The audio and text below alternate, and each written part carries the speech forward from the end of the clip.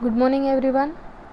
આજે આપણે FIBA main ઇંગ્લિશમાં paper number 2 ભણીશું.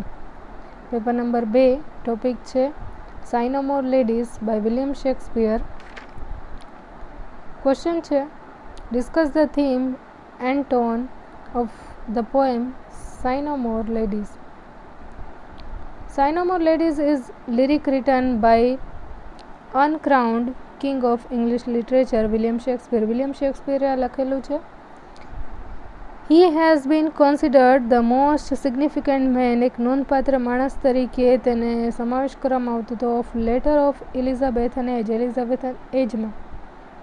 He has enriched the English literature with lot of literary creative work, like તેણે ઘણા બધા ક્રિએટિવ વર્ક કર્યા હતા, tragedy, comedy, tragi comedy, poetry, ETC. આ બધા એણે વર્ક કર્યા હતા. It is noted worthy that Shakespeare has written all his dramas in to વર્સ.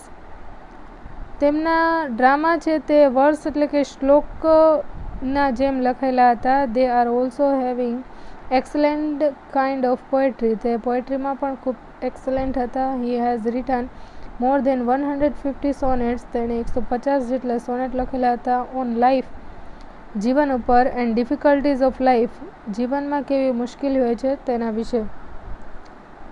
The present poem is a song taken from his famous comedy much ado about nothing. Much ado about nothing, તેમાંથી આ એક song લીધેલું છે, એની comedy હતી આ એક famous, અને તેમાંથી તેણે લીધેલું છે. It is sung by Balthazar, બેલ્થેઝરે ગાયેલું છે. The servant to Don Pedro, prince of Aragon, for his master's pleasure, એના માસ્ટરને આનંદ દેવા માટે થઈને તેણે આ ગાયેલું હતું. Sigh no more ladies is a poem that talk about love, lovers, constancy in love. આ સાઈ નો મોર લેડીઝ તે છે તે લવ માટે છે, પ્રેમ માટે, લવર્સ જે પ્રેમીઓ હોય છે તેના માટે. કોન્ટેન્સી એટલે કે સ્થિરતા, ઇન લવ પ્રેમમાં જેમની સ્થિરતા હોય છે તેના માટે છે.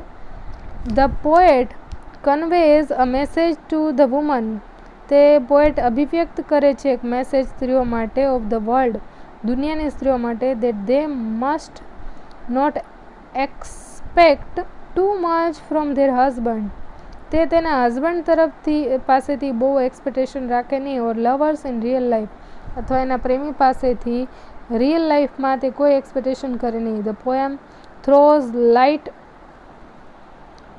On man's inconstancy in love, કે તે નિષ્ઠા વગરના હોય છે તેના વિશે, માણસો છે તે નિષ્ઠા વગરના હોય છે તો તેના વિશે છે પ્રેમમાં, તો તેના વિશે વાત કરી છે. The poet addressed to ladies saying that they must not sigh more on the way they have been treated by their lovers.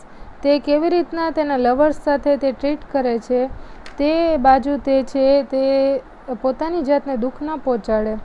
It is very common for man to deceive his love, એક માણસ માટે આ બહુ સામાન્ય વાત છે. ડિસીવ એટલે કે છેતરવું, તેના પ્રેમીને છેતરવું તે એક સામાન્ય બાબત છે. The main reason is that they are not constant in their love, તે તેના પ્રેમમાં સતત રહી શકતા નથી. They have their one foot in sea and one foot in shore, તે લોકોનો એક પગ દરિયામાં હોય તો એક પગ છે કિનારા તરફ હોય છે. It means they are unbalance themselves, તે પોતાને બેલેન્સ કરી શકતા નથી. They always try to show as if they are true lovers, તે હંમેશા પોતાને એવું દેખાડતા હોય છે કે જાણે કે તે લોકો સાચા પ્રેમી છે. Really speaking they are not, ખરેખર કહેવા જાય તો તેઓ નથી. At all, not at all એટલે તે લોકો હોતા નથી. Certain in their love and wander here and there meaninglessly, અને તે લોકો ભટકતા હોય છે અહીંથી ત્યાં પોતાનો પ્રેમ શોધવા માટે. Thus the poet advised ladies not to sigh more for such inconstant experience from their love. આ જે તેના પ્રેમ માટે થઈને એને જે અનુભવ થાય છે તો તેના માટે પણ તે કહે છે કે બહુ દુઃખી થવાની જરૂર નથી. તે સલાહ આપે છે સ્ત્રીઓને. He further says that they should be happy and carefree. તે લોકોને ખુશ રહેવું જોઈએ અને કાળજી વગરનું રહેવું જોઈએ. સ્પ્રેટલી એન્ડ ગે, તેને આનંદ અનુભવવો જોઈએ. દે શુડ નોટ સ્ટોપ સચ લવ ટુ ગો ફાર. તેમને પોતાના પ્રેમને બહુ દૂર સુધી તેને અટકાવી દેવું જોઈએ, બહુ લાંબા સુધી જવું જોઈએ નહીં. On the contrary they should convert all their voice agonies. તેની પીડા અને જે ઝઘડા છે into joy, happiness, surprise and interest. તેને આનંદમાં, ખુશીમાં, સરપ્રાઇઝમાં એન્ડ ઇન્ટરેસ્ટમાં એણે પોતાને કન્વર્ટ કરી દેવું જોઈએ. Here the poet indicates that women should be courageous enough to face any kind of jerk in love. કોઈ પણ પ્રકારનો પ્રેમની અંદર કંઈ પણ ટાઈપનું ખામી આવતી હોય કે કંઈ પણ આવતું હોય તો સ્ત્રીમાં એટલી હિંમત છે કે તે તેનો સામનો કરી શકે છે. તો અહીંયા તે બતાવે છે. ધ પોએટ ફર્ધર સેઝ, વધુ આગળ કહે છે, that the woman should not sing simple song full of sadness. કે તે એક સિમ્પલ સોંગ કે જે એકદમ સેડનેસથી ભરેલો હોય, ડિપ્રેશન કે હતાશવાળું હોય, એન્ડ લો સ્પિરિટ કે જે ઓછો જુસ્સો કરતો હોય. Because it is common for man, કારણ કે માણસ માટે કેવું હોય છે, સામાન્ય હોય છે, ટુ ડિસીવ ધેર લવ, કે તેના પ્રેમને છેતરવું. It is tradition that man deceive, માણસ જે છેતરે છે ને વુમન લવ, તેના જે સ્ત્રીના જે પ્રેમ છે તેને માણસ છે હંમેશા છેતરતો હોય છે. અંડર સર્ટેન સરકમટેન્સ, અમુક સંજોગોમાં, ઇફ સોંગ્સ આર સંગ, જો ગાવામાં આવે, then they don't have the power to mould the lovers. તે પોતાના પ્રેમીને તે શક્તિમાં ઢાળી નથી શકતું. Because the lovers pay least attention to such song, કારણ કે ઓછામાં ઓછું ધ્યાન આપતા હોય છે આવા સોંગમાં. Therefore the poet advise to avoid sad song to recall lovers.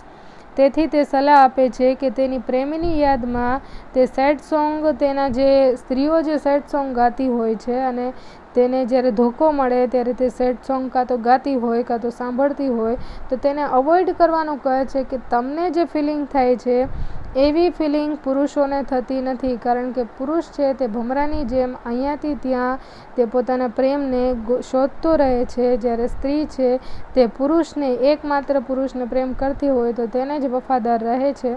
તો તે બાબતની અંદર અહીંયા વિલિયમ શેક્સપિયર કહે છે કે આ સ્ત્રીઓને કરવું જોઈએ નહીં, બલકે ખુશ રહેવું જોઈએ. એક પુરુષ પાછળ તેને બેસી રહેવું જોઈએ નહીં.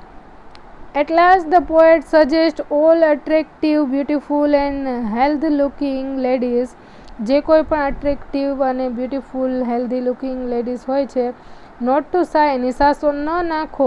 On the contrary they should, તેનાથી વિપરીત કહે છે કે they should convert their voice, તેની પીડાને તેણે બદલી નાખવું જોઈએ, ઇન્ટુ હેપીનેસ, ખુશીમાં.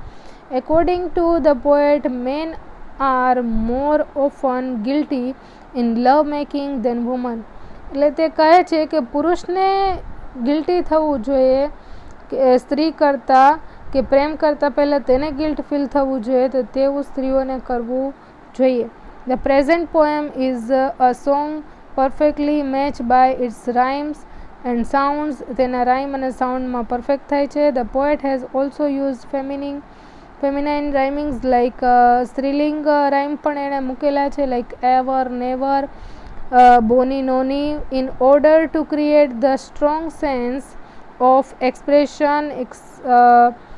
સ્ટ્રોંગ સંવેદના છે, અભિવ્યક્તિ છે. The song has musical qualities as well, musical ગુણ પણ ધરાવે છે. There is profuse use to imperative mood, એક આવશ્યક મૂડ પણ છે તેને અહીંયા આવે છે. દેર ઇઝ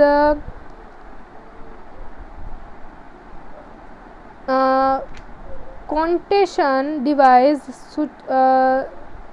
અહીંયા એક ઉપકરણ તરીકે છે. For example, the word summer reflect Sunny days, એટલે અહીંયા જે સમર છે તે સની ડેઝ એટલે કે જે સૂર્યપ્રકાશના જે દિવસ હોય છે એનું પ્રતિબિંબ કરે છે. ચીયરફુલ કાર્નિવલ્સ એટલે કે જલસો, characterize by meeting, eating, singing and dancing, લાક્ષણિકતાઓ આવી ટાઈપની દર્શાવે છે.